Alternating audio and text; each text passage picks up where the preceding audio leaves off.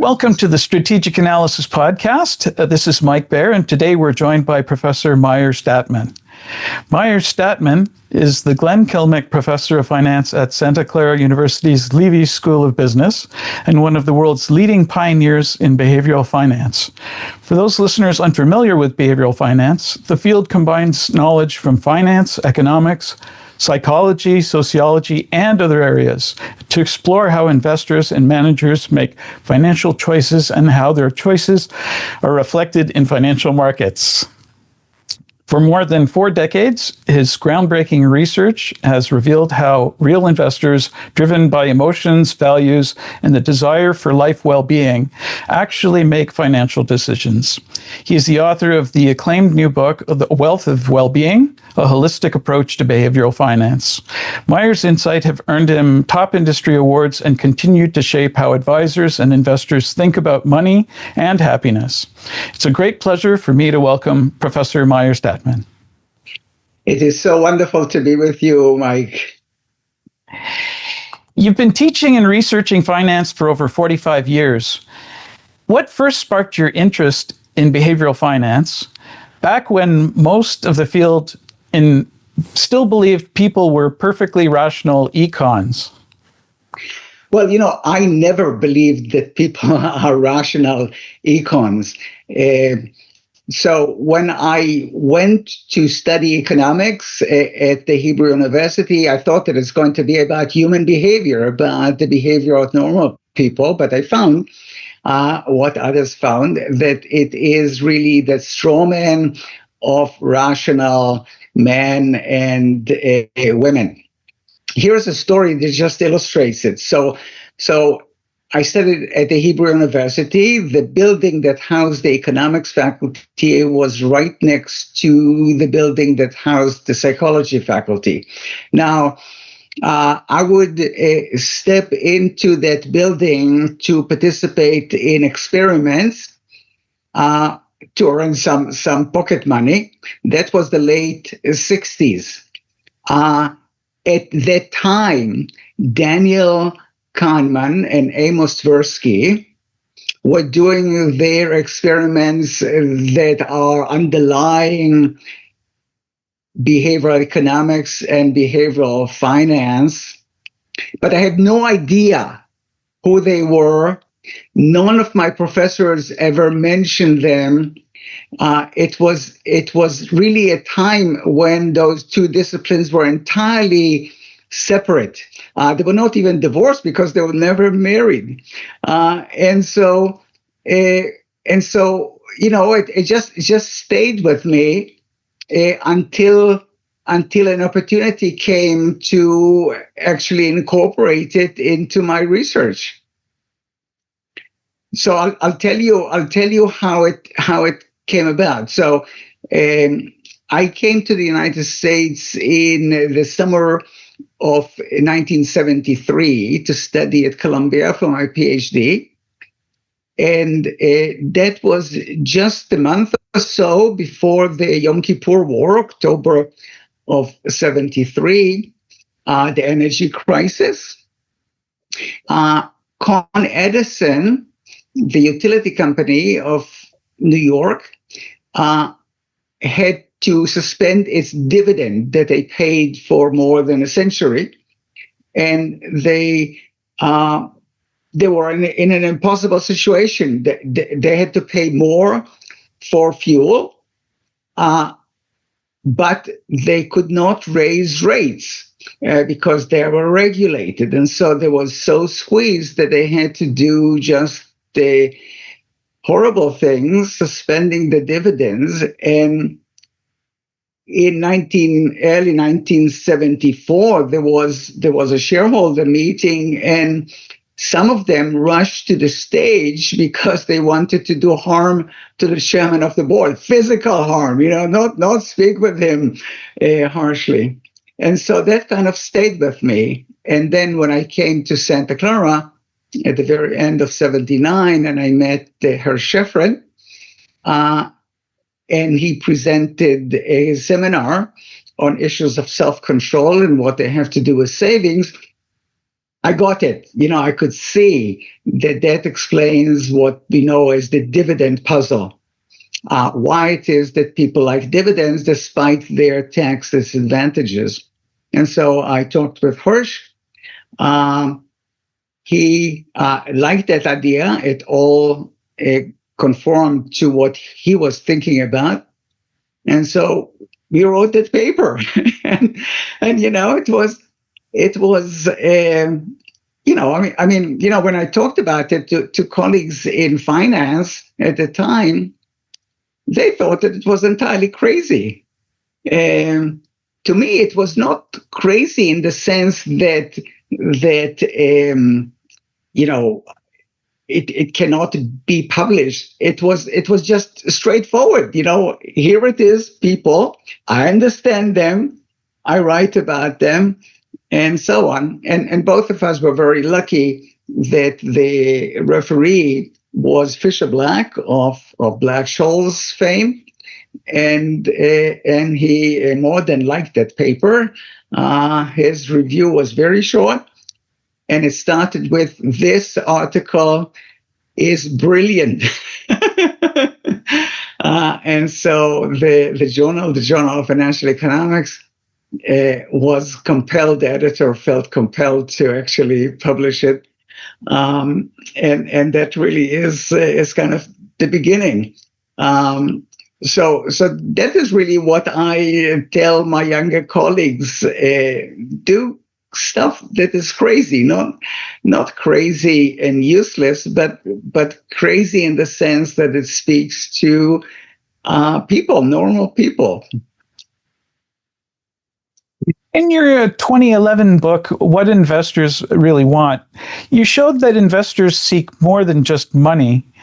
They want utilitarian, expressive, and emotional benefits. How has that framework held up over the last 15 years? Well, one of the things that I do is I read broadly, and I'm interested in many things. Now, if you tell somebody in marketing that when people buy a car, they care about gas mileage, safety, other utilitarian benefits, and of course the price, but they're also interested in expressive benefits. There's a difference between a Toyota and a Lexus and a Mercedes-Benz. And emotional benefits. The sports car, a Lamborghini, is not good on gas mileage, and it is not safe to park because it's likely that somebody is going to steal it. But it really is something that really helps, especially men's ego. So they may be like you and me, having very little hair, but at least they drive a spiffy car that is attractive to women. So if you tell that to people in marketing, they say, "Tell me something I don't know." I mean, this is bread and butter of marketing, and yet it has not made its way into finance. Finance is really a lot more conservative in that sense than economics, reluctant to admit something that is not risk and return. Well, this is not risk. This is expressive benefits and the emotional benefits. How did it work? I think that among advisors, they immediately get it. They're kind of like, they look at themselves and they say, "I know that. I can see that in myself. I can see that in my clients. I know that they care more about things like status. That this is why my clients want alternatives. They want hedge funds, not because they make so much money, but because you can drop mention of a hedge fund in a conversation that's close enough to investing, and people know that you're a wealthy man without having being so crass as to say, "Hi, I'm Meir Statman, and I'm a wealthy man." That is not what etiquette allows. So that is the thing, that in many ways I kind of look at it and I say, what's new about that? When you apply it to financial securities, investments, more generally, it gives you insights, for example, that people care about social status. And somebody who has had the liquidity events, say sold a business for 10 million or 20, does not want to have his money in mutual funds that have a minimum of $3,000, and surely not one in Robinhood, where you can do that with $2 or $3. So you want something special, the equivalent of a Mercedes-Benz. You later described the second generation of behavioral finance in your CFA Institute book. What changed between the first generation, where people are seen as rational, and the second, where people are normal? So we started with really standard finance, where people are rational. That is what I studied at the Hebrew University in the late 60s. The first generation really focused on showing that they are irrational, even though, people like Kahneman hate that term. But the focus was on cognitive and emotional errors, and so people trade too much. People do, people derive too much from very small samples. People think that their foresight is as good as their hindsight, and so on. These are all important, and that really is part of what finance is to this very day. But the thing that I bring to it really is the notion of expanding the circle of finance. And so I say, people are not rational. I make mistakes. People are not irrational. I'm not stupid. I learned from experience. People are normal. I'm normal. You're normal. Pretty much everybody is normal. We all want more wealth. We all hate being poor. We all care about social status. Just kind of use yourself as a lab, and you'll see you are a normal person. And so in that second generation, I said, people are normal, and they care about utilitarian, but also expressive and emotional benefits. And I've continued to expand the circle of finance. It does not mean that if you have a new spiffy model of options that is not there, it does not mean that you cannot use machine learning techniques to get some insights that would be hard to get otherwise. It just means that there is more to finance than maximizing wealth. Your latest book, A Wealth of Wellbeing, introduces the third generation of behavioral finance. What does it mean to treat financial decisions as part of a holistic life portfolio rather than just maximizing wealth? So, of course, at the end, the question really is, what do you want in life? And people say, I want to be happy. Well, happy, I think, is kind of an emotional thing that might well be fleeting. But what you want is life well-being, and finance plays a role in all of it. And so if you think about family, you think about marriage, you think about children, estranged children, maybe disabled children, all kinds of stuff that can happen, divorces, friends, close friends and friends that are not, losing friends.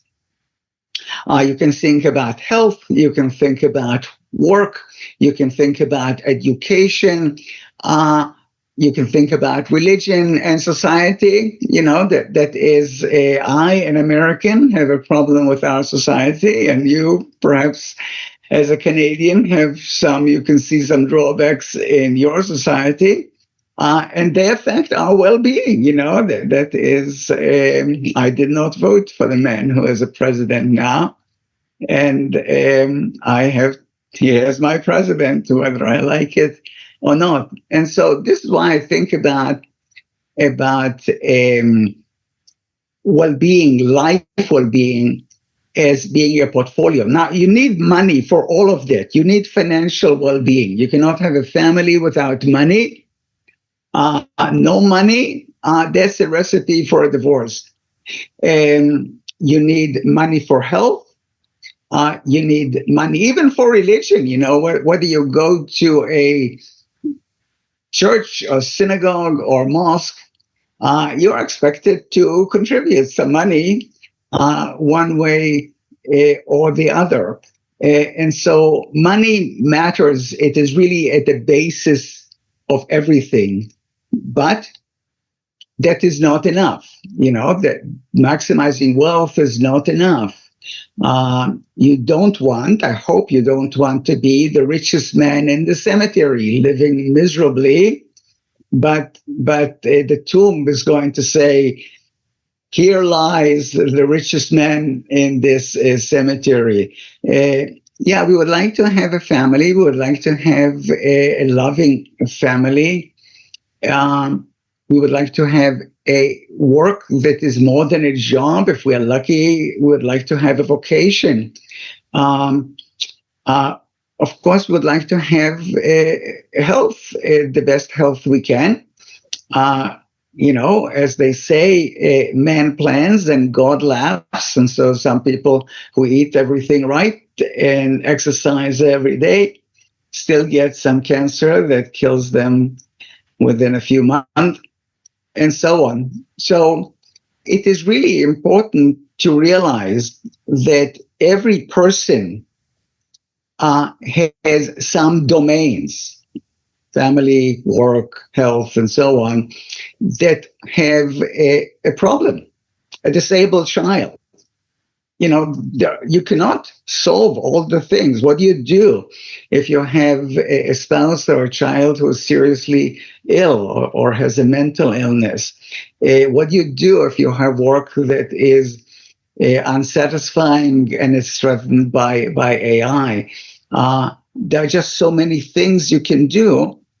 And then the art of life, I suppose, is to live with those bumps that apply to everyone.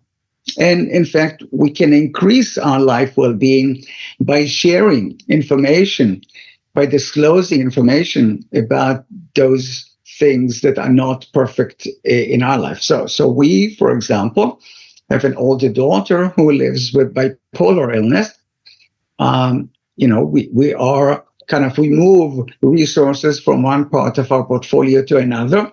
And so because we have ample finances, we can support her without diminishing our ability to spend what we want. And we are happy that her younger sister loves and supports her.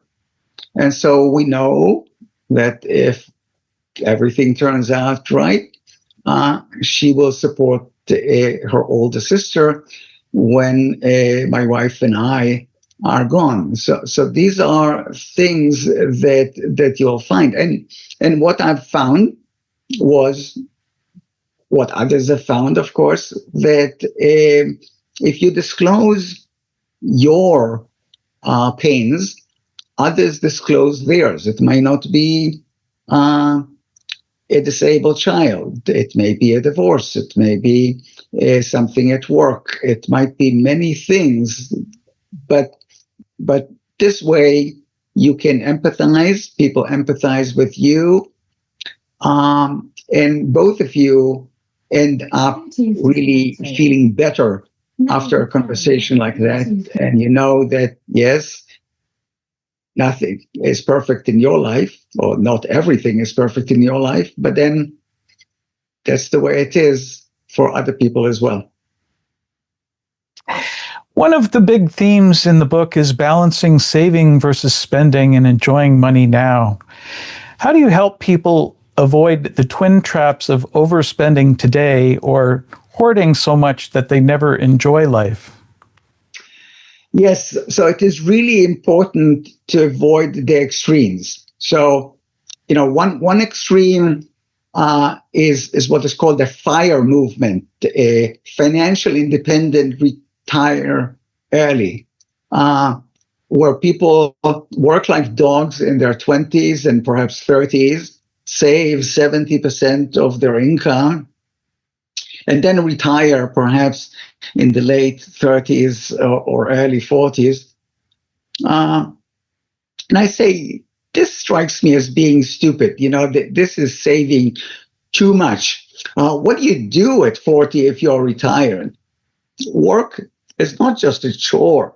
Work is, if not a joy every day, work still can be really satisfying. Just think about meeting other people, doing something useful, and so on. So you have this side, and of course you have the side of spending too much, such that you leave nothing for a retirement. And couples where you have one spender and one saver end up often divorced because they just cannot control each and every one. So what is the middle? It is really harder to define. But I go back to the advice that I got from my mom. My mom said, spend money, but don't waste it. So that really has been a guide for me. That is, be mindful, not stingy, but be mindful. Do you really need this thing? Do you really need a new car? I kept a car at Toyota for almost 30 years and gave it away. Eventually, my wife compelled me to get a new Subaru. And I'm happy she did, because it is really much safer, and so I'm happy about that. When I see something on Amazon, I think about something that I need, and it costs $30. I don't spend time on it. I don't give it 2 weeks to reflect on it. I just buy it. And if your friends go out to dinner, go to find those things that bring you joy, I say. For some people, it is eating in a Michelin star restaurant. When I think about Michelin star restaurants, and I dined in one, so I know what I'm talking about. If they didn't tell me that, I would not know. I have a feeling that there's a chef in the back that is laughing at those idiots, because he serves a chopped liver on toast and he calls it by some French name, and he charges an arm and a leg for it. But now, even when I have to pay out of my own pocket, if I have to fly to Israel, for example, I would buy business class tickets at outrageous prices, because I found that if you are on the wait list to be upgraded, sometimes you don't get upgraded. And we caught ourselves saying, we are sufficiently old and sufficiently well off to pay those outrageous amounts and get a good night's sleep while we are flying long distances. And so that is my advice. That is my mother's advice, and I've been trying to impart it to everyone. It is good as any advice I've gotten. You talk about domains like family, friends, health, work, and even dating. What's one surprising way money intersects with these non-financial areas of life? So, dating, okay?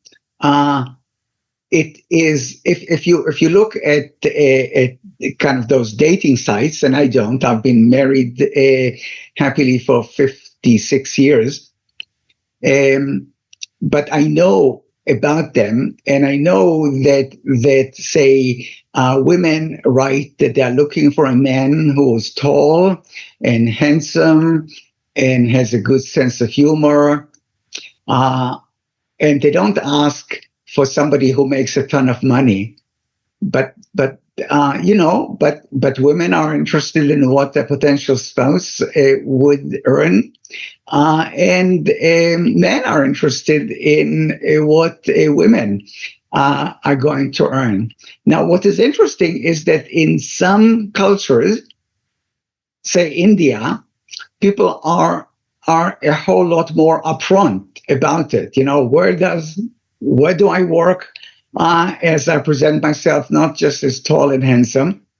How much do I earn? And people are really pretty explicit about that. And it used to be like that in the US and Canada.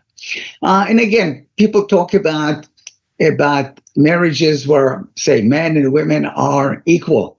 But if you take a woman on a date, you pay for dinner, okay? And if you go to a show, you pay for both of you, okay? Don't say, could you please split it with me? When Nava, my wife, and I went on the first date, we went to the movies, and I insisted on paying for both of us, and she wanted to pay for her own ticket, but I insisted. And then she said, okay, but next time I pay. And so I was happy because I knew that I'm going to have a second date. and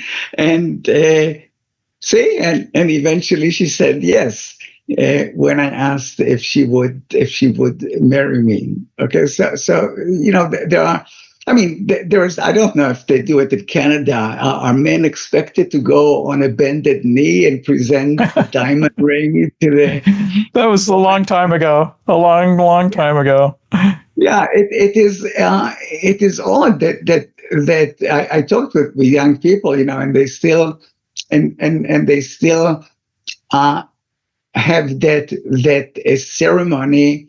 I joke that if I had to do that, I would never be married. Of course, I'd be married. I'd go through it, but not happily. So these are all things that were surprising. One of the things that's surprising, actually, when you compare the US and Canada educational system, is that the pyramid of prestige of universities in the United States is very steep, with Harvard and Yale and Columbia and Princeton at the top and all the way down to community college. Whereas in Canada, it is a lot flatter, that people are more likely to choose by whatever they want to major in rather than by the overall prestige of the university. So that really is kind of fascinating to look at those choices of universities, and I described that in the chapter about education. So I've discovered many things that I described in the book, and I think that people are going to find information they did not know, and that is actually quite surprising and useful. For everyday investors listening right now, whether they're 30 or 70, what's the single most important behavioral finance lesson they should apply this year to improve both their financial life and life well-being? Well, I think that it is useful to go back to what I said about portfolios, to realize that life well-being is a portfolio. So you need to have money. You need to have a job that is going to get you money. Exactly. Yes. But you need to have all of those other domains that are as good as you can. And in some of the things you cannot really improve within that domain. What you do when somebody has cancer, what do you do when somebody has a disabled child. What you can do is really say, I look at it as a whole. I am not unique. God did not discriminate against me in particular. Everyone has those bumps, and share that with others, and find comfort in knowing that you are not alone, and that you're supported by other people. That kind of people, especially Canadians, really are very discreet. I have a Canadian friend. I will say, no, we cannot meet this afternoon because I have to see the dentist. And he will say, no, we cannot meet this afternoon because I have to run an errand. What is he doing in this errand? Is he going to meet Trump? He's likely going to a dentist, or has an appointment with a friend, or whatever. And so one of the things that I think is useful about my book is that when people read it, A Wealth of Wellbeing, they're going to see themselves in some of the stories, and there are many stories there, and it is not a dry one. It does rely on academic literature, but it illustrates it with vivid stories, and they're going to see people who are not like them. And if you are a financial advisor who shares this book with clients, you can ask them questions about, what did you find that is like you? What did you find that is different and surprising? And that can be a wonderful way to either begin or enhance conversations that take advisor and client beyond financial well-being into life well-being. You jumped on my next question already. I was saying many financial advisors are shifting from wealth managers to well-being advisors. What advice would you give them and their clients about having these bigger conversations? I would say you have to cross the line. When I speak with advisors, a woman advisor typically, not typically, always, would say, Professor Statman, isn't it easier for women to cross that line from finances to life? And I say, yes, generally so, but it is a skill. I say, here I am a shy man by nature, but here I am speaking to hundreds of people. I don't have butterflies in my stomach when I do that. And I just trained myself to do that. When it comes to going to the supermarket, my wife is going to start a conversation with somebody in, say, a supermarket that caters to people from Korea or China. And she's going to say, hey, how do you prepare this particular vegetable? I would never do anything like that. But when it comes to teaching classes or speaking to hundreds of financial advisors, I do that. And so I say crossing the line from wealth to well-being is a skill, and you can learn that skill. Don't be bashful, find ways to do that. One of them really is to disclose some things that are painful in your life. Another is to share books that show the same thing, and use them kind of as a beginning, breaking the ice, getting into those conversations. If you think about it, the technical skills that advisors pride themselves on, forming portfolios, realizing losses, and all of that, that is generic even without AI, but surely it's going to be even more so. And so what really binds a client to an advisor are those that emotional connection. Just like with a physician, this ability to listen, this ability to read between the lines, this ability to make a client as a patient feel at ease disclosing things that are embarrassing. God knows we disclose very embarrassing things to our physician. To be able to do that, you have to have that sense, not just that the physician will not tell that to others, they won't, but that they are going to comprehend it, they're going to offer their empathy, and they're going to offer whatever solutions can be had. That really is the way you keep clients for life. That is how you keep not just husband, but wife after husband passes away, and children, adult children as well. Professor Statman, you've given us a lot of great information there. What's one final thought you'd like listeners to remember?